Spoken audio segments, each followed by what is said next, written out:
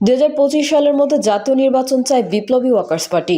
অস্বাভাবিকভাবে ভ্যাট ও কর আরোপের সিদ্ধান্ত আগুনে ঘি ঢালার মতো। আওয়ামী লীগকে মাথাচাড়া দিয়ে উঠতে দেওয়া যাবে না, বলছেন নূর। জানাবো হাসিনা সরকারের আমলে আনলিমিটেড চুরি হয়েছে। 7 দিনের আলটিমেটাম, মোবাইল ইন্টারনেট সেবায় ভ্যাট প্রত্যাহার না করলে এনবিআর ঘেরাও। এবং সর্বশেষ জানাবো চা শিল্পেও ভাগ বসিয়েছে শেখ পরিবার, বলছেন সার্জিস আলম। এতক্ষণ শুনছিলেন সংবাদ শিরোনাম, এবারে বিস্তারিত। তবে তার আগে অনুরোধ থাকবে আমাদের চ্যানেলটি সাবস্ক্রাইব করে বেল আইকনটি ক্লিক করুন। ২০২৫ সালের মধ্যে জাতীয় নির্বাচন চায় বিপ্লবী ওয়ার্কার্স পার্টি। অস্বাভাবিকভাবে ভ্যাট ও কর আরোপের সিদ্ধান্ত আগুনে ঘি ঢালার মতো। বিপ্লবী ওয়ার্কার্স পার্টি সাধারণ সম্পাদক জননেতা সাইফুল হক গণঅভ্যুত্থানের বিজয় ধরে রাখতে সবাইকে দায়িত্বশীল ভূমিকা পালনের আহ্বান জানিয়েছেন। তিনি বলেন, কারো কারো আচরণে পুরনো জামানার মতো দম্ভ অহমিকা দেখা যাচ্ছে, এক ধরনের খবরদারি ও দখলদারিত্বের প্রবণতা দেখা যাচ্ছে। তিনি কারো হঠকারিতায় গণঅভ্যুত্থানের অর্জন যাতে বিসর্জনে পরিণত না হয় সেই ব্যাপারে সবাইকে সতর্ক করে দিয়েছেন। তিনি বলেন, সরকার তার কাজের অগ্রাধিকার ঠিক করতে পারছে না। তিনি সরকারকে উচ্চাভিলাষী রাজনৈতিক প্রকল্প সীমিত করে প্রয়োজনীয় সংস্কার সম্পন্ন করে ২০২৫ সালের মধ্যেই জাতীয় নির্বাচনকেই প্রধান কর্তব্য হিসেবে নির্ধারণের আহ্বান জানান। আওয়ামী লীগকে মাথাচাড়া দিয়ে উঠতে দেওয়া যাবে না, বলছেন নূর। আওয়ামী লীগ আবার ক্ষমতায় এলে গণঅভ্যুত্থানের সঙ্গে জড়িতদের বিচারের কাঠগড়ায় দাঁড় করাবে বলে মন্তব্য করেছেন গণ অধিকার পরিষদের সভাপতি নুরুল হক নূর। তাই পতিত এই দলকে মাথাচাড়া দিয়ে উঠতে না দেওয়ার আহ্বান জানিয়েছেন তিনি। নুরুল হক নূর বলেন, আওয়ামী লীগ যদি কখনো ক্ষমতায় আসতে পারে তাহলে এই গণঅভ্যুত্থানকে ষড়যন্ত্র এবং দেশদ্রোহী হিসেবে চিহ্নিত করবে। এর জন্য অনেকেই বিচারের কাঠগড়ায় দাঁড় করাবে। তিনি আরও বলেন, বিএনপির বিকল্প যদি কোনো শক্তিশালী রাজনৈতিক দল গড়ে না ওঠে, আবারও আওয়ামী লীগের আসার সুযোগ থাকবে। আওয়ামী লীগকে কামব্যাক করানোর জন্য ভারত হাজার হাজার কোটি টাকা ইনভেস্ট করবে। কাজেই আওয়ামী লীগের বিচারের দাবিতে সবাইকে সোচ্চার হতে হবে। আওয়ামী লীগকে এদেশে মাথাচাড়া দিয়ে উঠতে দেওয়া যাবে না। তিনি আরও বলেন, এখনো কেউ টের পাচ্ছে না, কেউ দল গঠন নিয়ে ব্যস্ত, আবার কেউ ধান্দা নিয়ে ব্যস্ত, ক্ষমতায় দেওয়ার জন্য ব্যস্ত হয়ে আছেন। অথচ যে ফ্যাসিস্টের বিরুদ্ধে আমরা লড়াই করলাম সেই গণহত্যাকারীদের বিচারের দাবিতে দলের কারোরই কোথাও আওয়াজ নেই, বরং সবাই তাদেরকে রাজনৈতিক স্পেস দিতে চায়, আগামী নির্বাচনে সুযোগ দিতে চায়। তিনি বলেন, দেশকে ভালো রাখতে হলে এই অন্তর্বর্তী সরকারকে সমর্থন করতে হবে। আমাদের নিজের ভালোর জন্য এই সরকারকে আরও কিছুদিন রাখতে হবে। আমাদের প্রত্যাশা ছিল সরকার ছোট ছোট কিছু জায়গায় তাৎক্ষণিক কিছু ভূমিকা নেবে, তড়িৎ অ্যাকশন নেবে, সেটি কিন্তু আমরা দেখতে পাচ্ছি না। আজকে 5.5 মাসে কেন আহতদের চিকিৎসার জন্য বিভিন্ন জনের দাঁড়ে দাঁড়ে ঘুরতে হবে? সবচেয়ে দুঃখজনক বিষয় হলো, যেই তরুণদের নিয়ে আমরা গর্ব করে অহংকার করে আমাদের সেই ছাত্র তরুণরাই জুলাই ফাউন্ডেশনের দায়িত্বে আছেন, কিন্তু তাদের কাছে কেন আমলাতন্ত্রের জটিলতা থাকবে? তাদের অফিসে কেন লাল ফিতা দৌরাত্ম্য থাকবে? মানববন্ধনের জুলাই আগস্ট গণঅভ্যুত্থানে সম্মুখ সারির আহত ও নিহত পরিবারের পক্ষ থেকে 9 দফা দাবি জানানো হয়। দাবিগুলো হলো, 1 নম্বর, আগামী 1 সপ্তাহের মধ্যে আহত ও নিহতদের চূড়ান্ত তালিকা প্রকাশ করতে হবে এবং তাদেরকে পরিচয়পত্র প্রদান করতে হবে। 2 নম্বর, আহতদের দ্রুত সুচিকিৎসার ব্যবস্থা নিশ্চিত করতে হবে। গণঅভ্যুত্থানে আহতদের আজীবন বিনামূল্যে সরকারিভাবে চিকিৎসার ব্যবস্থা করতে হবে। 3 নম্বর, 2024-এর গণঅভ্যুত্থানে আহত ব্যক্তি ও নিহতের পরিবারকে সরকারি মাসিক সম্মানী ভাতার ব্যবস্থা করতে হবে।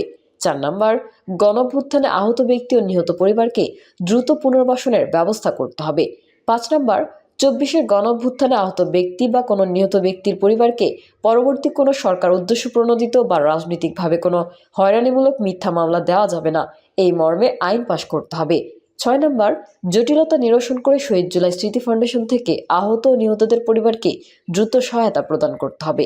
7 নম্বর, জুলাই গণঅভ্যুত্থানে জড়িত অপরাধীদের দ্রুত বিচার সম্পন্ন করতে হবে। 8 নম্বর, 24-এর গণঅভ্যুত্থানের জন্য সম্পূর্ণ পৃথক মন্ত্রণালয় গঠন করতে হবে। 9 নম্বর, সব দাবিগুলো সরকারিভাবে লিপিবদ্ধ করে দ্রুত বাস্তবায়ন করতে হবে। হাসিনা সরকারের আমলে আনলিমিটেড চুরি হয়েছে। শেখ হাসিনার আমলে আনলিমিটেড চুরি হয়েছে বলে জানিয়েছেন অন্তর্বর্তী সরকারের প্রধান উপদেষ্টা প্রেস সচিব শফিকুল আলম।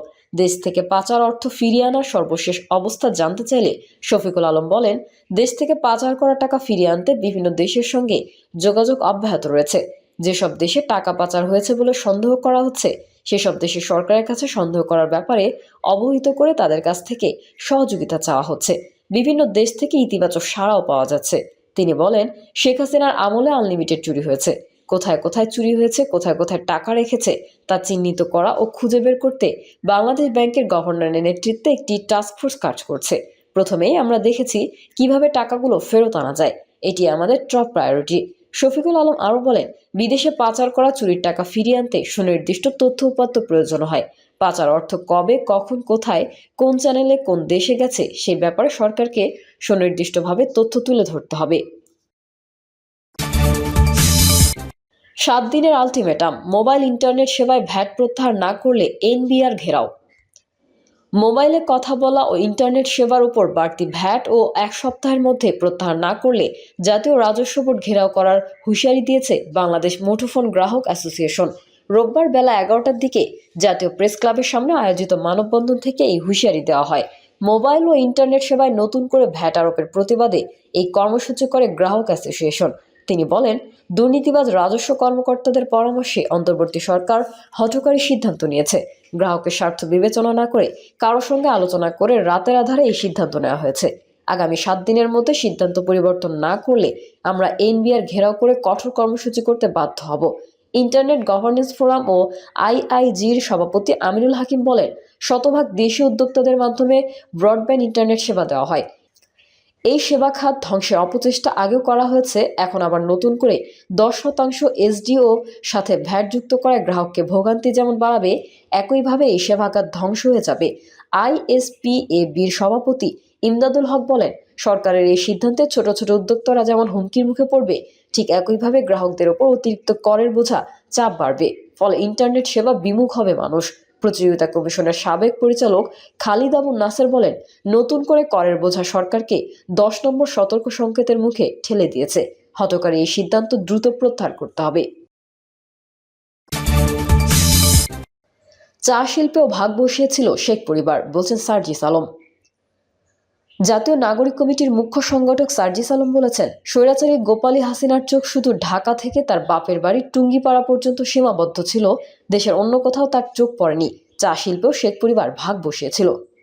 রোববার বিকেলে মৌলভীবাজারের কমলগঞ্জের কুরমা চা বাগান মাঠে চা শ্রমিকদের সমাবেশে প্রধান অতিথির বক্তব্যে তিনি এসব কথা বলেন। সার্জিস আলম বলেন, চা বাগানে কোনো মদের পাট্টা থাকবে না, সেগুলো ভেঙে গুঁড়িয়ে দেওয়ার অনুরোধ। তিনি বলেন, চা বাগানের প্রেক্ষাপটে সকল বন্ধ চা বাগান অবিলম্বে চালু করা, শ্রমিক ও চা শিল্প রক্ষায় কার্যকর ভূমিকা গ্রহণ করা এবং মনুষ্যোচিত মজুরির ব্যবস্থা করতে হবে। সার্জিস আলম বলেন, চা শ্রমিক জনগোষ্ঠী যুগ যুগ ধরে বৈষম্যের শিকার। ফ্যাসিবাদী ব্যবস্থায় অবাধ লুটপাট চা শিল্প শ্রমিককে ধ্বংসের দ্বারপ্রান্তে নিয়ে গেছে। চা শ্রমিকদের স্বাস্থ্য, বাসস্থান, শিক্ষা, চাকরির নিশ্চয়তা সহ সর্বোপরি চা শ্রমিকদের জীবনমানের উন্নয়ন করতে হবে। প্রিয় দর্শক, এই ছিল এখনকার সর্বশেষ সংবাদ। আপডেট ও সংবাদ পেতে চ্যানেলটি সাবস্ক্রাইব করে বেল আইকনটি ক্লিক করুন। কমেন্টে আপনার মতামত জানিয়ে আমাদের সাথেই থাকুন। ধন্যবাদ সবাইকে। আল্লাহ হাফেজ।